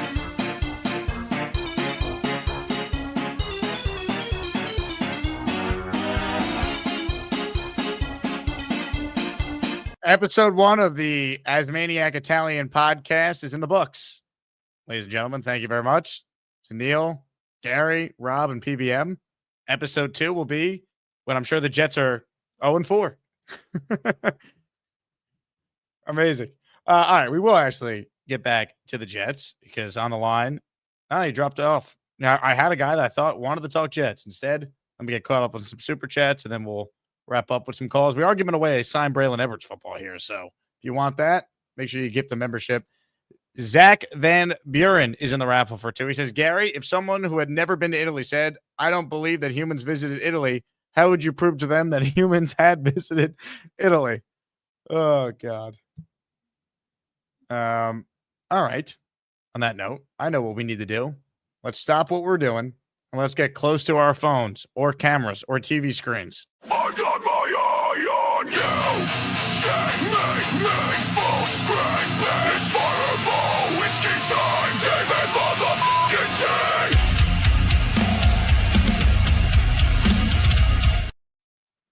Hey, Jake. Hey, David. Hey, it brings a tear to my eye. The Italian cooking talk makes me think of my father. And Neil said, all the people would come over to his home, and my dad took pride in feeding everybody and loved watching them enjoy his cooking. So anyway, but getting on to the Jets, I really feel, Jake, I don't think you put Justin Fields in front of the spotlight this Monday. What if he's cleared? I'm sorry. I'm going to say, because he's going to have plenty of chances. Is he, though? But the season's slipping. If he's their best quarterback, you don't want him out there? You're 0-3. Well, I personally think Tyrod Taylor is the best chance to win this game. He might be. It all depends on what version of Fields you're getting. If you get the guy against Buffalo, no doubt. But week 1, Justin Fields was elite. Right, but why take a chance? He's going to have. He's going to have a chance with Tyrod. I think Fields is the better player. Calm demeanor. His passing. Tyrod missed a lot of guys. If you watch back the All-22 yesterday, there were plays to be made, and he didn't pull the trigger. I'll take my chance with Fields, who at least could run a little bit. And the Dolphins are bad against the run. All right. Well, let's look at it this way, Jake. Maybe last week was a warm-up game, and maybe they can bring Brees into more of the passing game and go downfield a little bit more. And I think you guys had said, the offensive line didn't have the A game. So that's just the way I feel. Tyrod threw a pick 6 and he had a costly fumble. I know. I was sitting there. It killed me. Oh my God. And the Tampa Bay fan said, I seen that coming. I seen it coming. And I think I seen it coming too. And it's like, it just killed me. It took all the air out of my balloon, but I'm still not going to knock Taylor for that. So. Well, I'll tell you what, David T. I disagree with you, but I love you for you. Yeah, I love you too, Jake. And you're the best. Don't mean to disagree with you, but hopefully we agree to disagree. I'll tell you what. I don't care who plays quarterback. You could play quarterback. Just win on Monday. Yeah. Oh my God, I'd love to get in there and get under center and lead the Jets to a win. That would be glorious. Hey, David, give us a little blue 52. Give us your cadence and take the snap. Blue 52. Set. Hike. Left. Right. Go. I got my Iron UG. I hope you like my Jets take. You know they call me David T. It's not easy for me to see, but if you bring me full stream, you might like what I had to say. I'll need to get real damn close, cause my vision is dog shit.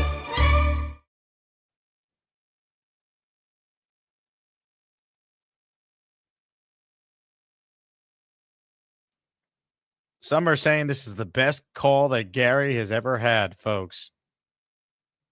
It doesn't get better than this call with Gary. You're welcome, America. Chicken with pasta is worse than peanut butter with sandwich. Hey now. Little programming announcement. I did mention this earlier. We posted about it on social media. Tomorrow, we're going to be doing something I think really cool. We're going to be broadcasting our show from the U Stadium charity golf outing featuring special guest CJ Mosley. So CJ's coming on the show with us tomorrow. The charity golf outing benefits the Tunnel to Towers Foundation, which raises money for families impacted by 9/11. So obviously a tremendous cause. So we'll be joined by CJ. We'll raise some money on the show. I'm going to give away a signed CJ Mosley helmet during the first show tomorrow. And we'll take all the super chats and gifted memberships, and we'll put it towards making a donation on behalf of the Asmaniacs to the Tunnel to Towers Foundation. So be on the lookout. It'll be our first show tomorrow. Frankie V is going to be there. Ryan Sampson from the New York Post will be there. Going to try and get both those guys on the show in addition to CJ. So it's going to be a lot of fun. In fact, Frankie actually just texted me what my backdrop is for the live show tomorrow, and it is very nice. We'll be at Harrison Meadows Country Club in Westchester. So take a look at where we'll be set up from tomorrow. Actually, you know what? I can't show you guys because it's not a JPEG, so never mind. Blame StreamYard. But it's going to be a good setup, so I'm looking forward to that. All right, more of your calls here. Last chance to get in the raffle for a Braylon Edwards signed football. Epic prize. Be a part of it, baby. Man with the Jets tattoo. Carl. Hello, Carl. Hey, Jake. How you doing? Listen, I don't want to talk about the Jets. I wanted to talk about Italian cooking with the Paisans. What are your thoughts? I'm sorry I missed that. I tell you, they brought back memories of growing up in an Italian family. Man, the food that was it.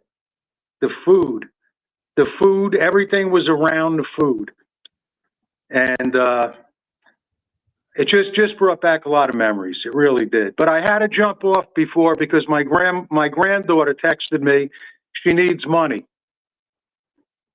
So what did you do? Did you give her money? Well, I have to. As soon as I get off, I got to Zelle her some money. She's in Spain doing her last semester of VCU in Virginia. So she's living in Spain for about 4 months. And, got to send her a little spending money. Nice. I love it. Especially when you have, beautiful. I have no grandsons. I have 3 beautiful granddaughters.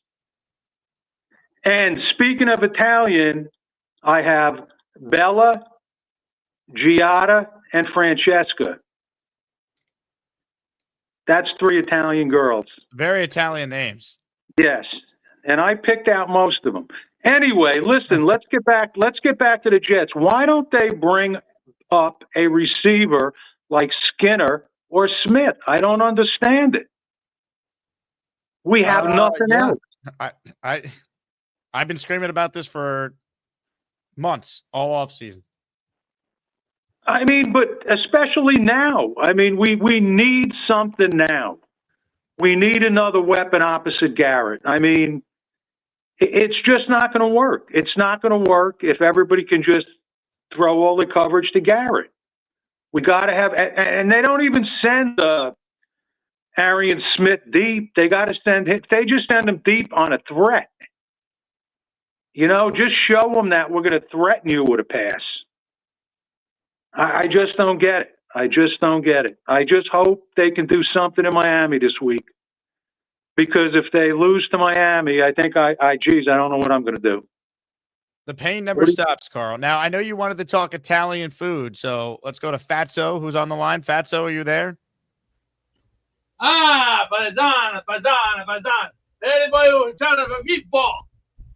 Let me ask you guys. Are you going by Fatso now? Who the hell keeps changing my stuff? Because I don't like that. I am the thrash master, but when it comes to Italian, who likes a good chicken cacciatore? Hey, put a light on, Fatso. You see the light on? No. Are you blind? It's very dark in your attic. Bullshit. You can't Hey, get Jake, is beef Italian? Is beef Italian? Are you Italian? Part Italian, part German. I see. Which part is German? From my family side. No, I mean, which part of your body is German? What do you mean by that? What do you mean by that? Well, you don't look like you're Italian. So your head, I don't think your head's Italian. I won't want to go there, Sonny boy. I take one step back. One step back. Capiche? Now I've been watching a lot of these guys right now. I'm watching all these cooking guys like Giovanni's. I'm also watching Crispy Pizza, Parkwood Deli. These guys can cook. I like what I'm seeing. It's anybody who don't like a good chicken cacciatore, a good chicken parmesan with spaghetti, a good meatball sub, anything that comes out of Italy is so delicious. But I tell you, they don't eat meatball subs in Italy. Hey, No, that's Italian-American food. If you have to go to Italy, and you'll realize that you have not eaten Italian food until you've been to Italy. The best food I ever ate was I went to Sicily, and the food was so good. I thought I was dreaming. I just ate my way through Sicily. It was incredible. So what'd you get from Sicily, my friend? Did you try any gnocchi?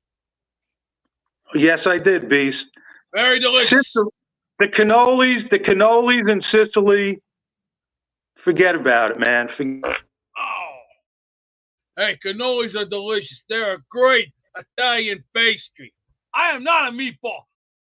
I'll tell you, there's another pastry. I can't think of the damn name. I'm not gonna waste my time on other shit that doesn't make any sense. All right. Thank you, Beast. Rob, I'm assuming you stuck around because you have a jet point, so I will get to you in a moment. But first, let's recap Neil's most recent phone call, courtesy of Boomtown. Ladies and gentlemen, pay close attention to your screen. Confirmed his Italian heritage. Point 1. Point 2. Confirmed his mother-in-law was a better cook than his mother. Number 3. Neil got chunky off of homemade sauce and was considered a fat bastard. Point 4. Neil enjoys magnificent food. Point 5. Would never eat jarred sauce. Point 6. Neil has skinned a goat. Point 7. The best Italian food outside of Italy is in Brooklyn. Call then fell into chaos. Neil used 7 of his 13 points. 0 Jets takes. That is the Neil recap brought to you by potentially you. Sponsors wanted. Rob, you're up next. What do you got? Hey, Jake. Yeah, I just wanted to call. It is true. Michelle is a fabulous cook. That is true. She can cook. But you know what, Jake? My mother-in-law, ex-mother-in-law, ask me her name. What is your mother-in-law's name? Italia. Her actual name was Italy. It don't get more Italian than that, my friend. Oh, yeah. Other than Beastbreaker, I can't think of a more Italian name. No, Beastbreaker first, though. But the jet point now. Jake, first of all, I just want to ask you a quick question. Brownlee, is this a guy, corner, that can come in and make dividends right away at start or part-time start? Would he replace Brandon Shepard, Stevenson here or not? Stevens. I don't believe that he's healthy. I don't know his status. He didn't play this past week, and he was seen in a boot. So let's see how long he's out. I think he could play, though. Yeah, I mean, Stevens has been terrible. Carter hasn't been good. Maybe they want to use one of these guys in the nickel slot a little bit more. Who knows? Or didn't they say this guy a lot of penalties was the yeah, that's been the knock on him, but he's also made a lot of plays too. Like go on Joe Blewett's Twitter account and watch some like film of this guy. Like the Titans fans were pissed they traded him, which is not the end all be all, but a lot of times fans know, and they felt like they got no value for this guy. Okay. I mean, it's worth a try. I mean, with what's going on right now, an extra corner there could only help the situation. So I'm down for that. Here's another thing, Jake. This week's upcoming game, do you think we're better off? You really do think we're better off with Fields as opposed to Tyrod? I think they're better off with Fields, without question, yeah. What? So you think this game is going to be more of we have to establish the run and keep them off the field to win this game? Is that the reason why you're thinking there? Well, I just think Tyrod didn't play that well last week. He threw a pick six. He had a brutal fumble. He missed a lot of guys that were open. Like he played like a backup. Fields has a way higher ceiling, and the Dolphins defense can't stop the run. So give me the guy that can run himself. And I think the Jets ground game could get going if they have the threat of Fields running it to account for the whole time. We saw that week one. Yeah, I tell you, I'm like 50-50 about it. But, I mean, I can see your point there. I mean, we do got to establish the run. One thing about Fields is that, you know, if he gets loose, he can break it for 50 yards. We got to have that threat put in place there. But they got to come out, Jake, because I'm telling you, this Miami game, again, could be a trap game for us, too. Even though they're 0-3 like we are. It's not a trap game for the Jets. It's they're just not good enough to win because they're not poorly. They're not coached well. Like that's it. Like Aaron Glenn, you can't say you're not the same old Jets and then start 0-4 and lose to a division rival. That's in free fall. Win the game. And they're dangerous, Jake, because you know they have the receivers. They have the receivers, Tyreek and Waddle there. So, you know, we have to be weary about this. I mean, it's a game that we could definitely lose, no doubt about it. But they're an underdog. So, yeah, they definitely could lose this game. Yeah, for sure. But if we can establish the run and keep Tua off the field, it might be a game that we could definitely sneak out and win. And then Dallas is reeling a little bit, and Denver is not playing like last year. I mean, maybe it's a way to get back into the season. I'm more pessimistic than I am optimistic. You know how I've been, Jake.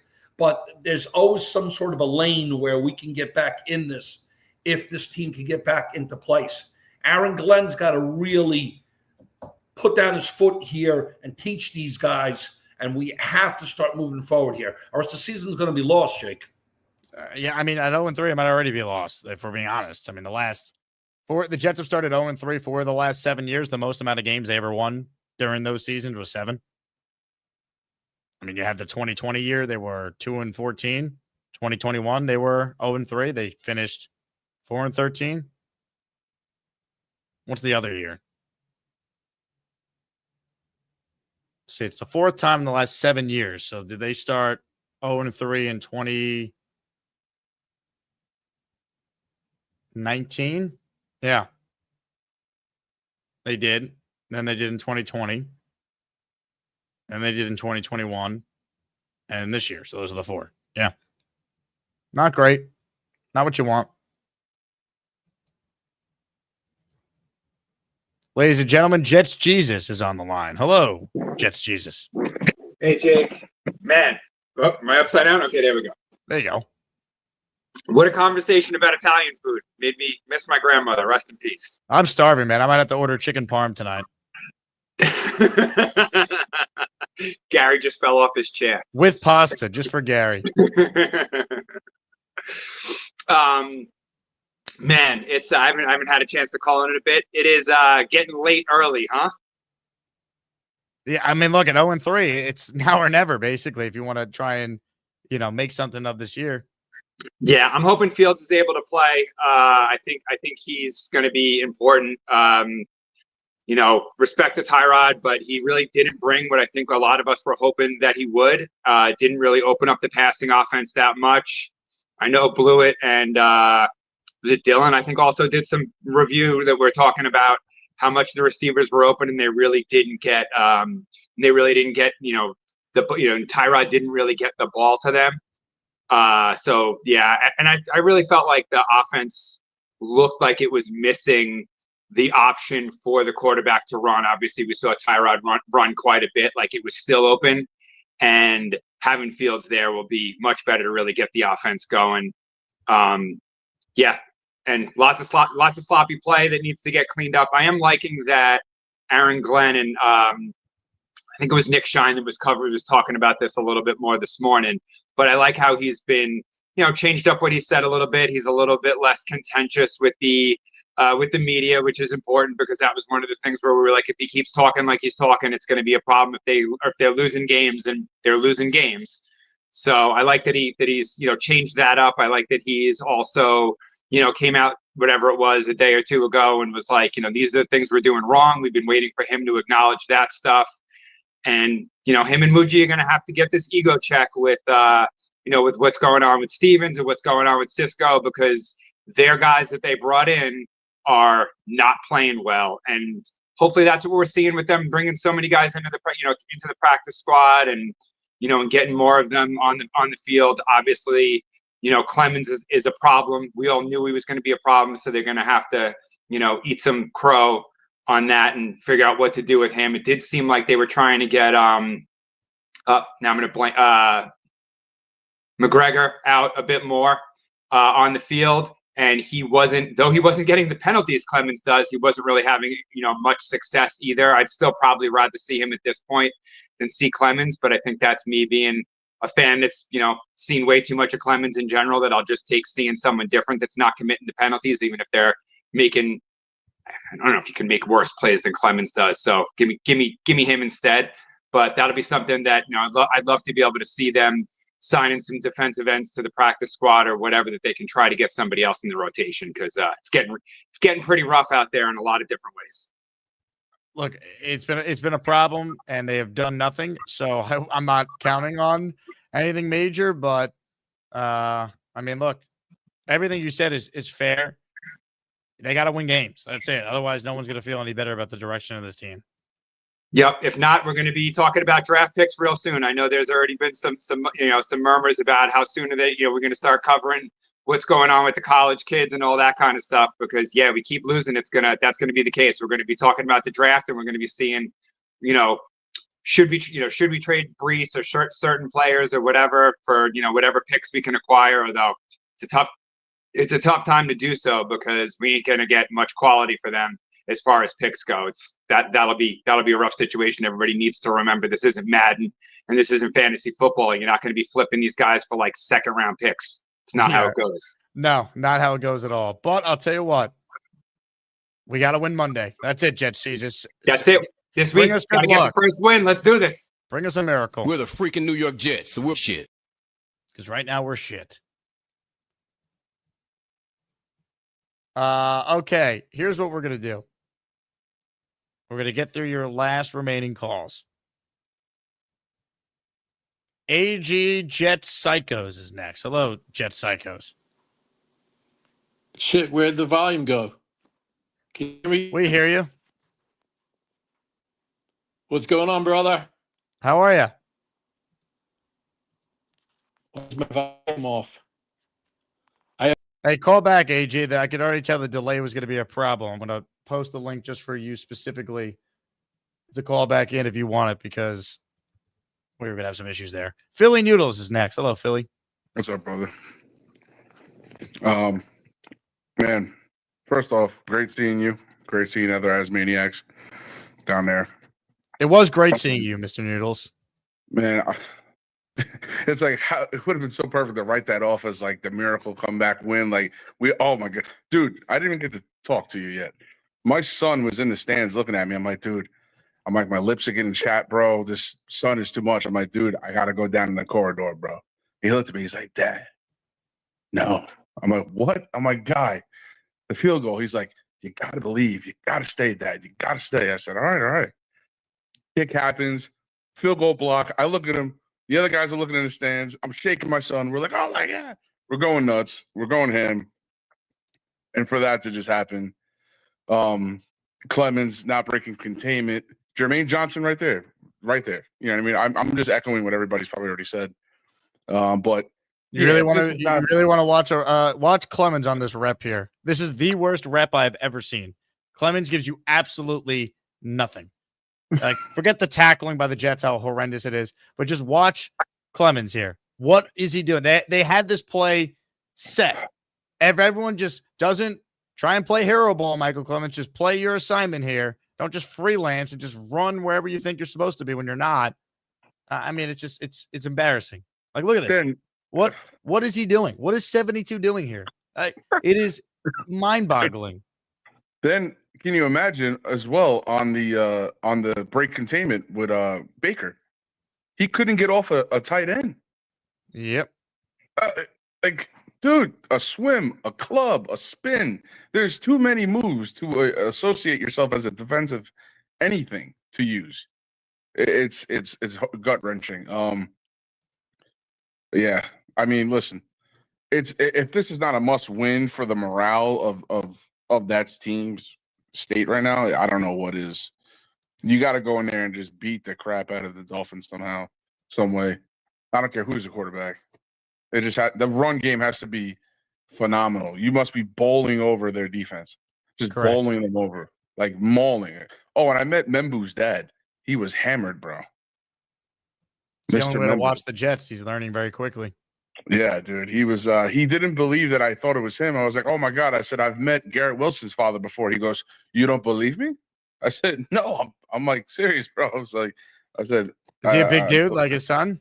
No, bro. He was like maybe 6 foot, skinny dude, crazy, bro. I'm like, holy shoot. I'm like, yeah, I believe that's your son. He goes, you're that's a big my dude, son. Philly. Look at you. I know, bro. That's only like 6'1", dude. I don't know what the hell. I don't get it from my dad. He's 5'4". You're a big dude, So, man. I mean, I'm 5'8". Gator is like 5'8" too, and you're towering over us. bro, I wanted to see the big fella because he's even taller than me. I think he's like 6'4", right? I was like, damn, big fella, Ricky. I saw Ted. Ted was interesting to see. Ted just looked at me. He was like, big fella was at our tailgate, I'm pretty sure. Was he not? I got there mad late, dude. So late, it's not even funny. That's why I was happy. He was at the see Saturday you event. again. Did you see him Saturday at Gasper's? No, I got to Gaspar's with my boy and his wife. They live in Tampa, so we met up with them. We didn't get there till 8:30. So I think a lot of people cleared out. He wasn't there though when I got there. Fireman Ed was there. You were there. Dylan was there. Dylan in his best his best nature, man. He was. He was lit. Dylan really enjoyed those jet fuels. Hell yeah, bro. He was lit. Rick Kent is the man. Hey, that's a presence, dude. Rick Kent. He's a great. He was like, I don't drink. Yeah, he's like, I don't drink. I don't do drugs. I'm like, damn. I'm like, you're too cool, bro. What? I'm like, this guy's cool. I didn't meet Brigga, and Brigga wanted to meet me. You didn't meet Dave Brigga? Graves. Wow. No, and Jay Graves was dope as hell. She was like, I love this guy to my fiance. I was like, Jay Graves, you're the best. But yeah, it was pretty dope. But they gotta win. This is a must win. There's no way it's not. And I'm going to see Game 5 in New York at BG's thing. I'm trying to make my tours here with the YouTuber greats. You're gonna be one of the few Jet fans in the building if they're 0-4 going into that one. I've been thinking about it. I signed up late for this too. I can't believe you did. I can't believe you didn't meet Dave Brigga. Look, here he is with the great Rick Kent. That legend, bro. Immortalized with the one punch. Did anyone have him throw a one punch? I did not see him throw any punches. Damn it. He had to throw in a punch. We don't want anyone to get wiped out. I mean, but look at Brigga, man. Oh, he's a ladies' man. Come on, Brigga. Look at this guy. He's towering over those ladies. There you go, Brigga. Like Namath in the prime. That's what it felt like in there. Oh yeah. Yeah, man. But yeah, this shit's gotta happen. They gotta win. I mean, period, end of story. Hey, if they don't win this game, AG's gonna go through, bro. Yeah, but if they don't win, is there a way for them to still get to 3-1? I predicted 6 wins. Yeah, but what about 3-1 and moral victories?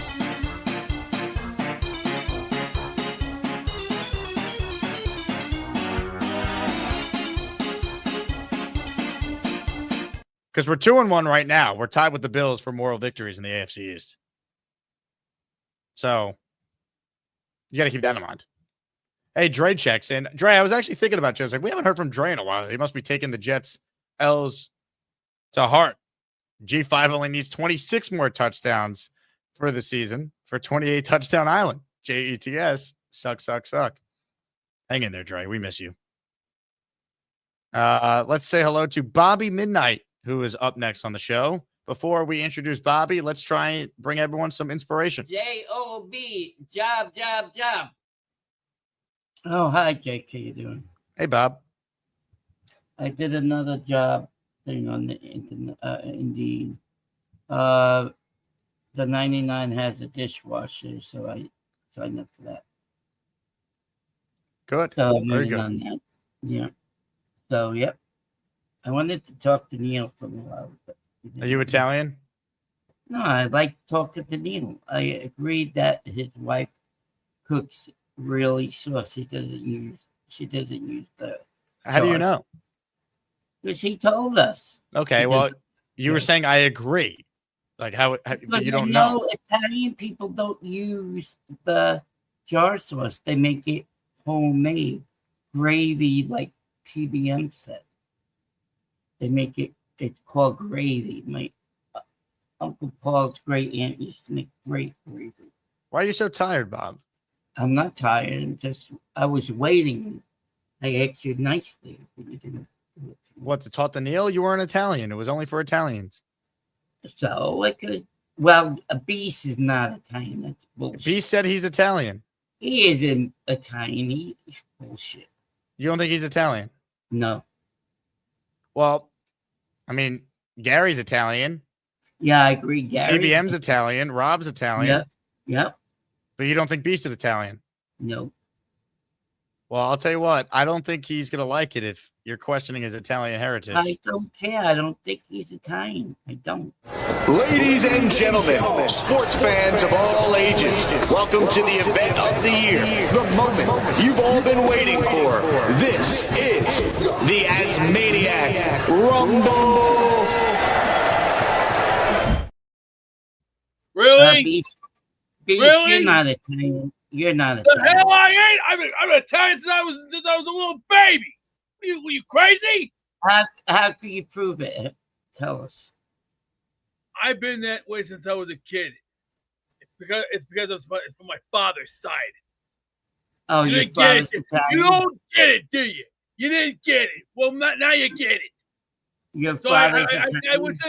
would suggest. I'm going to make a suggestion. Fly a kite. No, you came. That was my. I always. say Yeah, that. well, hey, you got a little surprise for you. Fly a kite. Have a Yeah, you beautiful too. day. You too. Have a beautiful day. You too. Oh God, do I have to go to the bathroom and get some pills? Maybe Oh, some don't maybe be some milk, nasty to some Gary. vitamins, Gary, you didn't do and that'll anything do to the him. trick. No, he's unhinged. I think eating a little healthier would a little less sugar, a little less preservatives, a little more meat, a little more sunshine. I think would be the right equation for you, Beast. Do you think he's Italian, Gary? He could have Italian heritage. I don't know. I mean, he's not all Italian. I mean, he's got No, not all Italian. Yeah, he looks maybe Polish or Nordic or something. Do you have He like said he was Scandinavian blood or German. Polish? He said he was Part German. Italian, part Italian, part German. Because Yeah, of its so. European side. How many generations do they go back? Many generations. Ellis Island? Yeah, how many? Many Like, where years. did they go through Ellis Island, or how did they end up here? Hey, look, Captain Farrelly, take a back seat for a second. I'm just asking questions. I've been taking a look at my heritage for a long time. Yeah. I've also got Greek in the family too. So You got a maybe Greek it's time, flag. maybe it's time you need to take a back seat. And then quote, and let me just quote you on this: don't play with a master. And when it comes to Italian food, I know the goods when I see it. Okay? You Now, are not a master. Don't give me that shit. The hell I ain't. already learned the tricks of the He's trade. a master cook. He's 3-time Time Magazine Person of the Year, Man of the Year. He broke Roger Maris's home run record. He's a 16-time ECW champion or something like that. It's extraordinary. He's lived a hard lifestyle. Put away. You're the champion of giving farts out. That's what you are, the champion of gas. 2-time Grand Slam champion and a Hall of Famer. And don't forget, who you think bled away?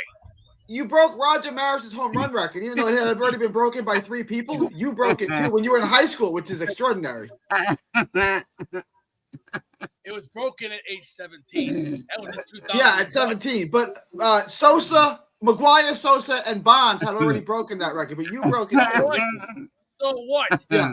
No, it's still quite an accomplishment. 60, and now Judge has done it too. It's still quite an accomplishment. I'm not belittling it.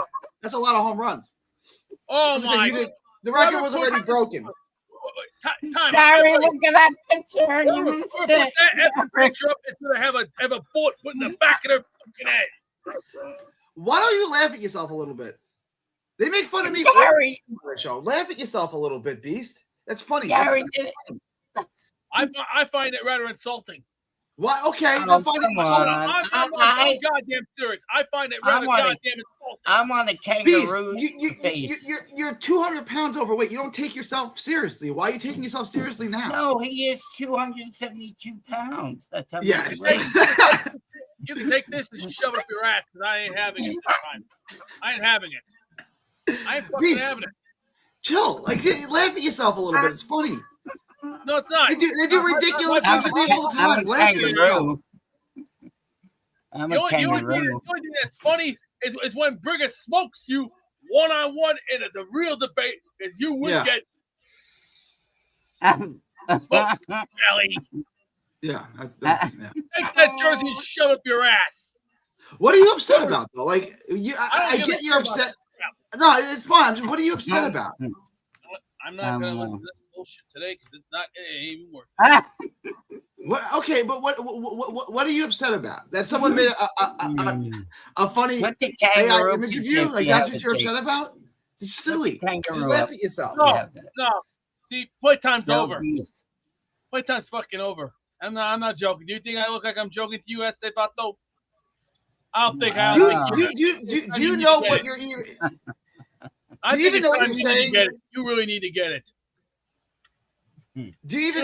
You don't seem to get it, Gary. You know what's funny about you? You put your underwear on backwards, and I bet I can tell you something too. You don't know anything from Shinola, pal. Shit from Shinola, that's the only thing you got, and that's a 0. You look like Rex a little bit. This is rather insulting. There's a little resemblance to Rex in that kangaroo picture of me. Get the fuck out of here with this. Where did Get you out of get here. that picture from? I never saw that one. All right. What is he even eating there? Put the kangaroo picture up so he can see it. If you have it, I think you should have. That's one of what's his name? Beach just says go to the next caller. Oh, poor baby. Book of Moron. That was funny. I thought it said Book of Mormon too, but you look closely. It said Book of Moron. That was funny. That's good. Yeah, Moron. I thought it said Moron. Yeah. It says Book of Moron. Well done. Well done. That's one of who I don't know who made that. Could be. I'm sure Gator made it. Although Addison's pretty good with the AI too. He And comes Dixon up with too.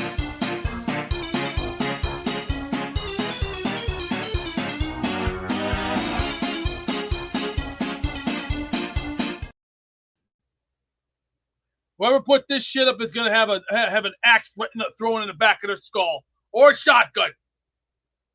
I'm not playing games. Whoever.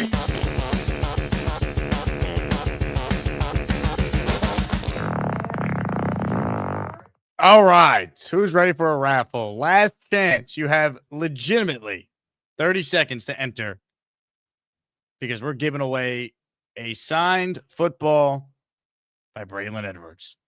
So, gift or send in a super chat because the Wheel of Champions is going to be spun shortly. But first, Dre with a super chat. He says, Beast is as Italian as Sabaros. Back me up, Gary. I don't know, Dre. I think Beast was very convincing with his argument on him being Italian. Dylan with a good point. Why would you throw a shotgun at someone? It's a good point. Bill M says, nice ass. I agree. I thought Beast had a good ass here. I don't know why you're so offended by this. Beast, what don't you like about this? It's a great photo. This is disgusting. Is it? You think I'm gonna stand for this kind of shit? Maybe. You can kiss my big ass. Woo! All right. On that note, let's give away a signed football. It's time to announce the winners of the weekly Asmaniac Raffle. Let's spin the Jake Asman Show Wheel of Champions and find out which Asmaniac is winning an epic prize. Oh, baby. Who's going to win a Braylon Edwards signed ball? If you win, email me your name and address so we know where to send it. Good luck to everyone. And reminder, if you don't win, you are still automatically entered in our weekly raffle for the CJ Mosley signed jersey, Bart Scott signed jersey, and the Sack Exchange signed jersey. Good luck again to all, and thanks to everyone who supports the show and these raffles. We've been doing them pretty much every day since July, and we started the weekly raffles the first week of December last year. So appreciate the community for the continuous support. But there can only be one winner this show, and right now we find out who will be that Asmaniac that wins.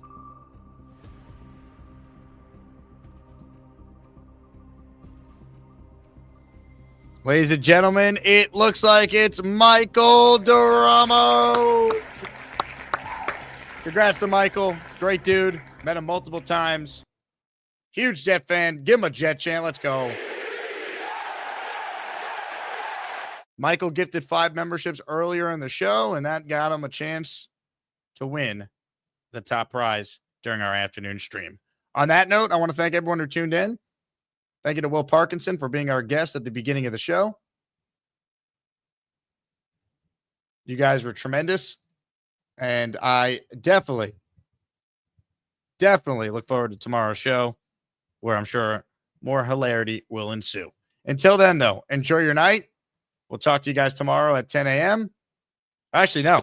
What am I saying? We'll talk to you guys tomorrow, probably around 10:30-ish, as we're broadcasting live from U Stadium's charity golf outing. CJ Mosley among our guests that will come on the show. And I'm going to basically say, CJ, how quick can you get down to Miami and play linebacker for the Jets on Monday Night Football? Because we could use them. Until then, folks, Jets, Jets, Jets, Jets. And let's leave you with something magical, something great. We call it B2B2. Bim boom me, bim boom boom boom ba, bim boom ba, bim boom ba, bim boom me, bim boom ba. People think I don't want to work, which is not true. I just had a bit of a nap not too long ago, too, so that didn't help. Love it, dude. You're talking about how people don't. You can't say that people think you don't want a job and then say that you came off a real good nap. It's a hard 2 sentences to put together, Charles. It is. You got Jake off the camera. How do you not see the irony of that, Charles? This is why Charles is the best of the best. Hey, here's the deal. Just got no chance unless you click on that like button. And you got to make sure you subscribe to the Jake Asman Show. You don't, you can get the f*** out. Now let's go, Asmaniacs. We're built for this shit.